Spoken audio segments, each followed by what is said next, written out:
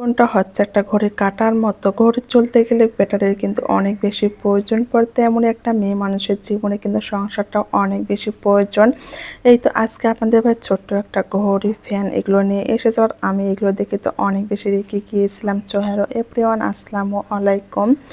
রাত শেষ হতে যখন সকাল শুরু হয় তখন কিন্তু মাথায় অনেক রকমের টেনশন আসে, কখন রান্না করব। আমার তো সবসময় রান্নাটা নিয়ে টেনশনে থাকি, কখন রান্না করবো আর কখন শেষ করব, সবাইকে খাওয়াতে পারবো। যেহেতু একটা টাইমের মধ্যে আমার রান্না করতে হয়, আর এটা নিয়ে অনেক বেশি টেনশনও থাকতে হয়। আজকে না মোটামুটি বাজার শেষ হয়ে গিয়েছিল। ফ্রিজে দেখলাম যে এই ঢেঁড়সগুলো অনেকদিন ধরে আছে, ভাবলাম যে একটুখানি ঢেঁড়স রান্না করে নেবো, তার সঙ্গে মাছ রান্না করব।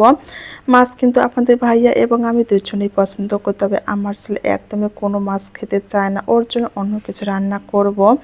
বাই তবে এদিকে আমার ভাজিটা হয়ে গিয়েছে, এখন মাছগুলো ফ্রাই করে নেবো, এরপর কিন্তু ভুনা করে ফেলবো। এই মাছগুলো না খেতে অনেক বেশি মজার লাগে। আমার কাছে তো এই মাছগুলো এভাবে ফ্রাই করে খেতে অনেক বেশি মজার লাগে। তবে আজকে একটুখানি মশলাটা সুন্দর করে কষিয়ে ভুনা করে নেব, এইভাবে খেতেও কিন্তু অনেক অনেক বেশি মজার লাগে।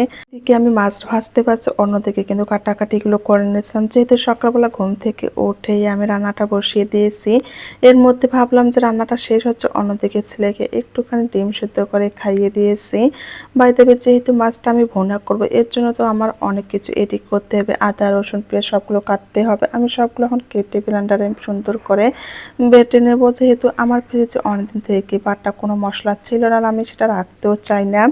আর আমার এই চুলাটার এরকম একটা সমস্যা, যখন একটু হিট বেশি হয়ে যায় তখন এভাবে বন্ধ হয়ে যায়। কার কার চুলা এরকমভাবে বন্ধ হয়ে যায় অবশ্যই অবশ্যই জানিয়ে দেবেন।